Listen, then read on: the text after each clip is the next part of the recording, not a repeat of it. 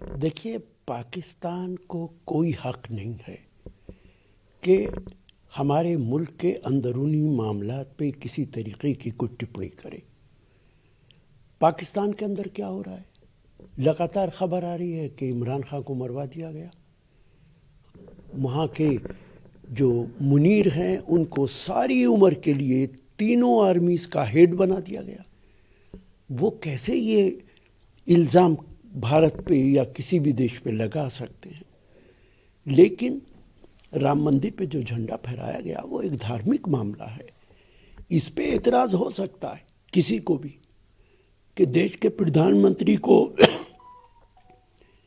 एक प्रधानमंत्री की हैसियत से झंडा ना फहराकर किसी धार्मिक आदमी को झंडा फहराना चाहिए था।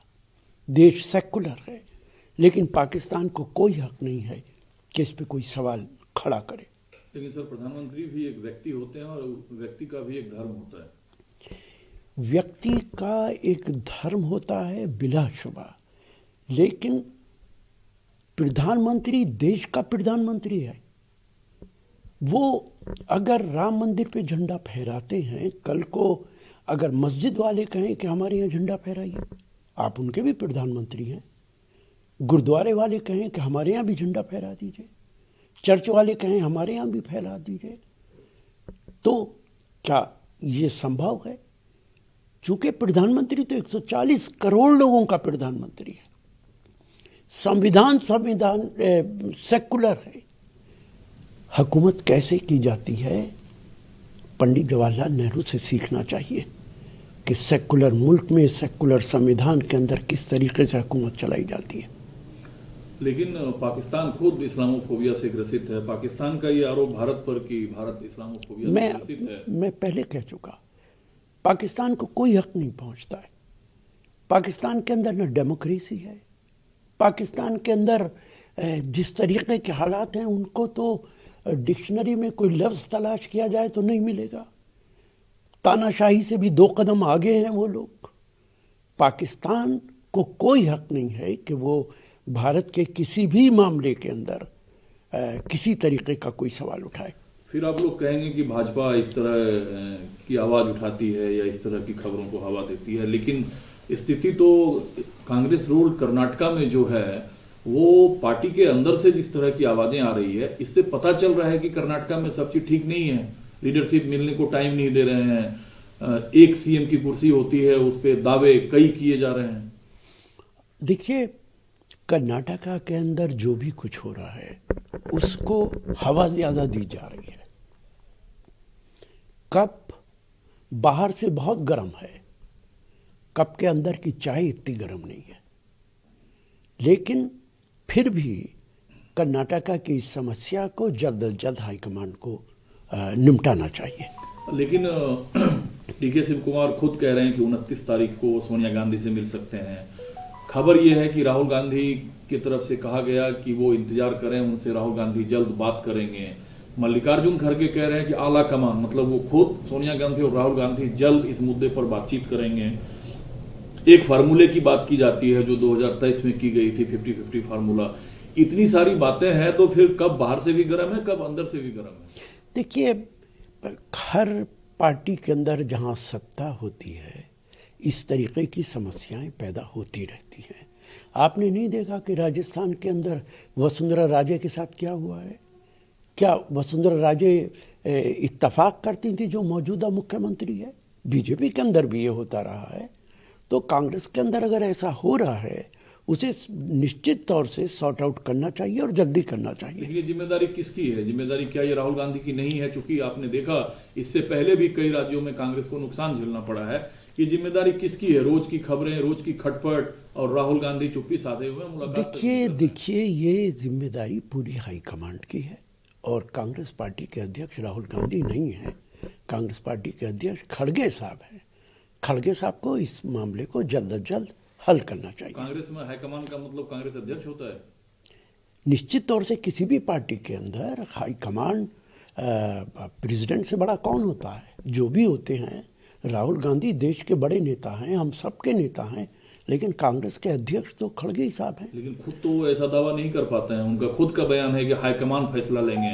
फिर दूसरे दिन उन्होंने उस बयान को ठीक किया कि हाईकमान मतलब हम और राहुल जी सोनिया जी मिलकर। तो हाईकमान का मतलब ही डिफाइन नहीं है कांग्रेस में। देखिए ऐसा नहीं है, उनकी बात ठीक है। आप राहुल गांधी को तो नज़रअंदाज नहीं कर सकते, मास लीडर हैं। भारतीय जनता पार्टी के अंदर कांग्रेस के अध्यक्ष नड्डा साहब हैं, लेकिन क्या नरेंद्र मोदी जी को नज़रअंदाज किया जा सकता है? नहीं किया जा सकता। जब आप कहेंगे बीजेपी के हाईकमान, तो उसमें नड्डा साहब भी आएंगे, मोदी साहब का नाम भी आएगा, अमित शाह जी का भी आएगा। तो आपको लगता है कि जैसा खड़गे साहब ने कहा कि हम तीनों बैठने वाले हैं इस मुद्दे को सुलझाने के लिए, तो मुद्दा सुलझा लिया जाएगा या नया सीएम आपको लगता है देखने को मिलेगा कर्नाटका को, जो फार्मूला है? क्योंकि एक बोकालिंगा मठ के धर्मगुरु ने यह जताया है कि डीके शिव कुमार को मुख्यमंत्री अब बनना चाहिए, क्योंकि डीके शिव कुमार की बोकालिंगा कम्युनिटी को बिलोंग करते हैं। देखिए, मुझे तो ऐसा लगता है कि हाईकमांड की जरूरत ही नहीं। आप ही ने इस समस्या का समाधान निकाल लिया है। हाईकमांड को बैठने दीजिए, सुनने दीजिए, उस फैसला हाईकमांड करेगा। जो भी करेगा दोनों पक्षों को सुनेगा, जो अगर किसी को कोई इतराज है उसकी बात सुनेगा और उसके बाद फैसला हो जाएगा। एक सवाल इससे जुड़ा और है, एक विधायक ने यह सवाल उठाया कि मुख्यमंत्री को विधायक चुनता है, सीएलपी चुनता है, तो क्या सिद्धारमैया चुने नहीं गए थे विधायकों के द्वारा? अगर वो विधायकों के द्वारा चुने गए थे तो फिर मुख्यमंत्री की जरूरत कहां है? फिर तो मुख्यमंत्री हैं वो। ये तो बड़ा टेक्निकल सवाल है। देखिए, हर प्रांत के अंदर असेंबली के मेंबर्स ही मुख्यमंत्री को चुनते हैं, वो कोई भी राजनीतिक दल हो। बीजेपी कितनी बार अपने मुख्यमंत्रियों को बदल देती है चुनाव से पहले पहले। चुने हुए तो वो भी एमएलए से होते, लेकिन सिर्फ फायदे और नुकसान के लिए भारतीय जनता पार्टी 6 महीने पहले मुख्यमंत्री बदल देती है, और एक जगह नहीं करती है, बार बार करती है। तो इसलिए पार्टी अपनी जिम्मेदारी अदा करती है। बंगले की कहानी बहुत रोचक है भारतीय राजनीति में, चाहे दिल्ली लुटियंस के बंगले हों, चाहे फिर राज्यों में सरकारी बंगले। अब राबड़ी देवी को मुख्यमंत्री से हटने के बाद जो बंगला अलॉट किया गया था उसे खाली करने का निर्देश दिया गया है, लेकिन आरजेडी की तरफ से कई बयान आ रहे हैं कि उस बंगले को लालू जी का परिवार या फिर राबड़ी देवी खाली नहीं करेंगी। देखिए, जो कानून है पार्लियामेंट के अंदर पास हुआ हुआ कानून है, जो प्रीमिसेस एक्ट है, उसके मुताबिक, जो भी कानून के मुताबिक गैर कानूनी तौर से मकान में रह रहा है उसे खाली कर देना चाहिए।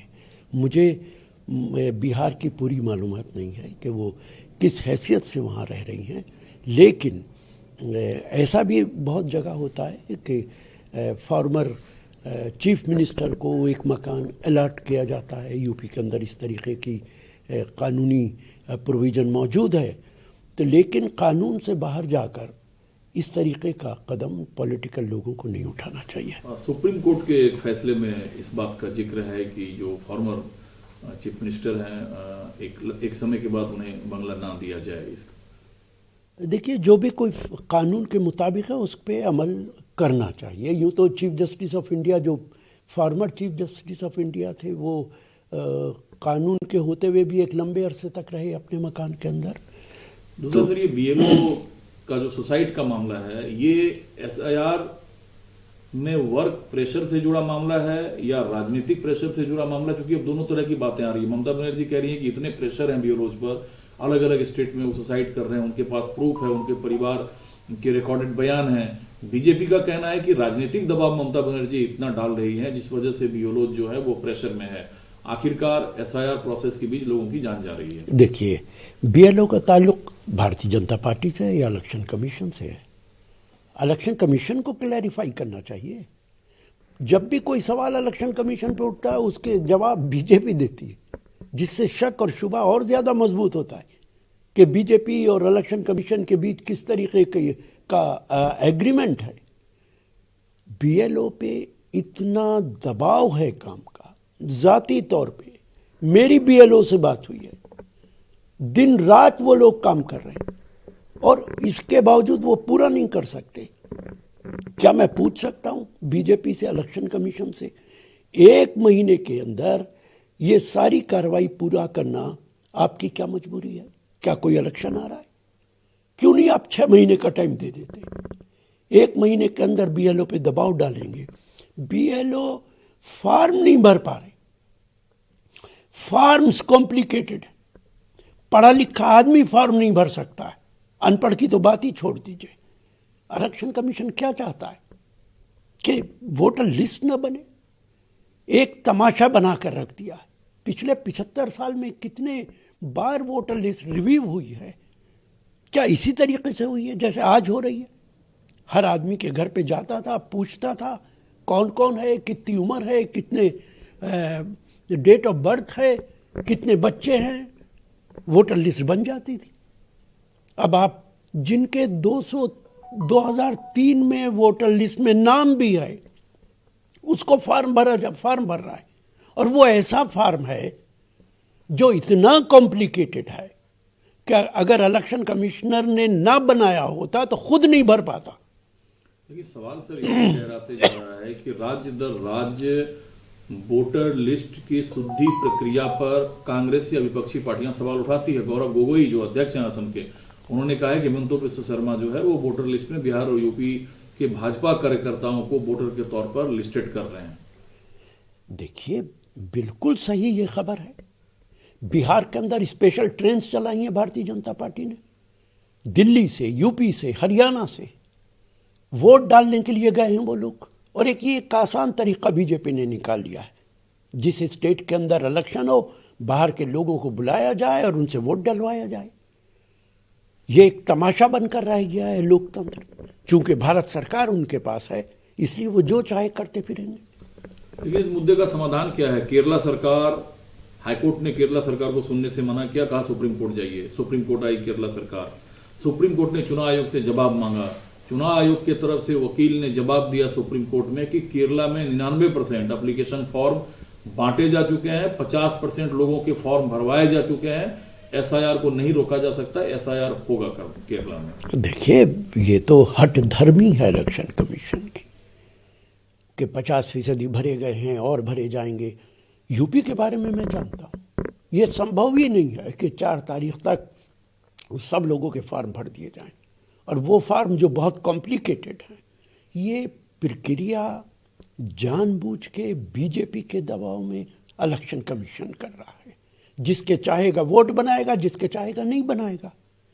इलेक्शन कमीशन की जो रिपोर्ट आएगी 4 तारीख के बाद, आप देख लीजिएगा कि यूपी के अंदर कितने लाख वोट जो हैं वो वोट बनने से, वोटर बनने से महरूम रह जाते हैं। अभी 1 हफ्ते की बात है, आपको अंदाजा हो जाएगा। और दुनिया का पहला देश हमारा बनता जा रहा है जहां आप भारतीयों से ही पूछ रहे हैं क्या तुम भारतीय हो, अगर हो तो सबूत दो। इससे बड़ा तमाशा और क्या हो सकता है? एक सर आखिरी सवाल, हालांकि सीधा ताल्लुक आपका इससे नहीं है, लेकिन चूंकि आपका एक लंबा राजनीतिक करियर रहा है, आज बिहार को लेकर समीक्षा बैठक है। हम क्यों हारे, वजह क्या रही, जिम्मेदारी किसकी है?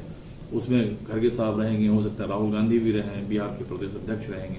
जिम्मेदारी कैसे तय होती है, किसकी जिम्मेदारी होगी बिहार में हार होगी? देखिए, ये फैसला तो जो मीटिंग में लोग आएंगे वही करेंगे कि क्या है। लेकिन बिहार के अंदर प्रोटेस्ट भी हुआ है कुछ लोगों के खिलाफ, वहाँ पे पार्टी से लोगों को निकाला भी गया है, और ये बहुत तकलीफ की बात है, चिंता की बात है कि हम 60 सीटें लड़े और 6 सीटें जीते। इससे पूरे भारत के अंदर हमारे ऊपर सवालिया निशान लग रहा है। इसकी न सिर्फ ये कि चिंता होनी चाहिए, जो लोग जिम्मेदार हैं उनके खिलाफ कार्रवाई होनी चाहिए। तय कैसे होती है जिम्मेदारी?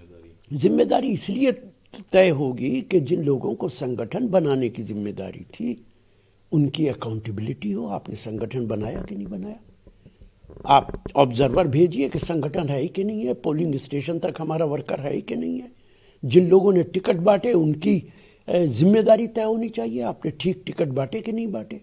अगर टिकट ठीक नहीं बांटे तो क्यों नहीं बांटे? जब तक ये तय नहीं होगा, सिर्फ बैठ के चिंता करने से कोई फर्क नहीं पड़ेगा। भारत का संविधान, भारत का लोकतंत्र खतरे में है। कांग्रेस पार्टी, हम सब के ऊपर बड़ी जिम्मेदारी है, पूरे विपक्ष पे जिम्मेदारी है। इसलिए हमें इन तमाम बातों की तैयारी करनी पड़ेगी।